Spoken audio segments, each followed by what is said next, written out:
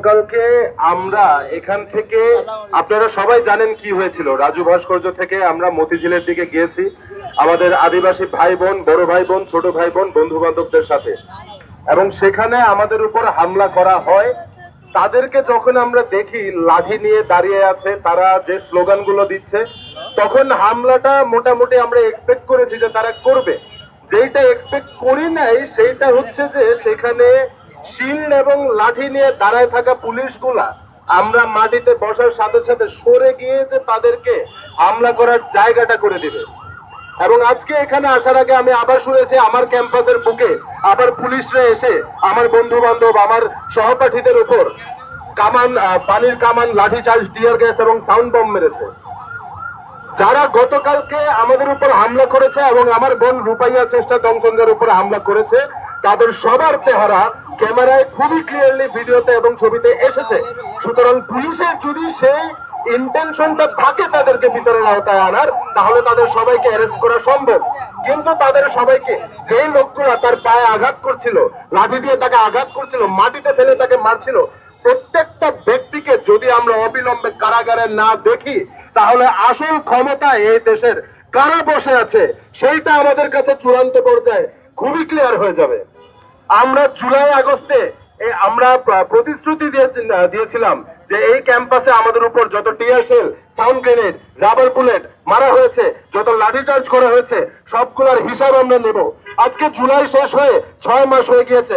আজকে আবার এই নতুন তথাকথিত বিপ্লবী সরকার, বিপ্লব বেঁচে খাওয়ার সরকার দ্বারা নিযুক্ত যে অ্যাডমিনরা আমাদের বিশ্ববিদ্যালয়ে কাজ করে, তারা আবারও এই পুলিশকে এখানে ঢুকে আমাদের উপর হামলা করার পারমিশন দিয়েছে।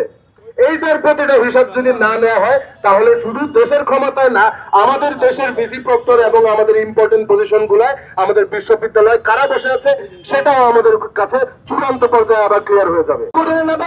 স্টুডেন্ট থাকলেও বেশিরভাগই ছাত্র পরিচয়ময় এবং মানুষজন হামলা করেছে। এরপরে আমরা দেখতে পেলাম যে সরকারের পক্ষ থেকে খুবই বিলম্ব করে রাতের বেলা 2 জনকে গ্রেফতার দেখানো হলো। আমার প্রশ্ন হচ্ছে, হামলা কি 2 জন করেছেন? হামলা তো 2 জন করেনি, তাহলে বাকিরা কোথায়? যারা হামলা করেছে তাদের পরিচয় কেন প্রকাশ করা হচ্ছে না? আমরা দেখলাম আইন উপদেষ্টা, এখন তো সোশ্যাল মিডিয়ার যুগ হয়ে গেছে, সোশ্যাল মিডিয়ায় জনতুষ্টির কথা চিন্তা করে একটা স্ট্যাটাস দিয়ে দিল যে বিচার হবে, ছাড় দেওয়া হবে না। আমরা তো 24 ঘন্টা পার হতে চলছে, আমরা কি অগ্রগতি দেখছি? কয়জনকে গ্রেফতার করেছে? নিশ্চয়ই 2 জন মিলে হামলা হয় নাই। আমরা আজকেও দেখতে পেলাম যে গতকালের হামলার প্রতিবাদে ঢাকা বিশ্ববিদ্যালয় চত্বরে যে বিক্ষোভ সমাবেশ ছিল, সেখানে হামলা করা হলো। একই সাথে সাথে জলকামান নিক্ষেপ করা হলো এবং বিভিন্ন ধরনের নিপীড়ন করা হলো পুলিশের পক্ষ থেকে। জুলাই আন্দোলন চলে গেছে, ঢাকা বিশ্ববিদ্যালয়ে তো আমরা জলকামান নিক্ষেপ করতে দেখিনি, আজকে কেন জলকামান নিক্ষেপ করা হচ্ছে? একই সাথে সাথে আমরা দেখলাম, আপনার সোশ্যাল মিডিয়ায় দেখতে পাবেন, ইতিমধ্যেই পুলিশ নির্বিচারে শিক্ষার্থীদেরকে লাঠিচার্জ করছে। এই অধিকার তাদেরকে কে দিয়েছে?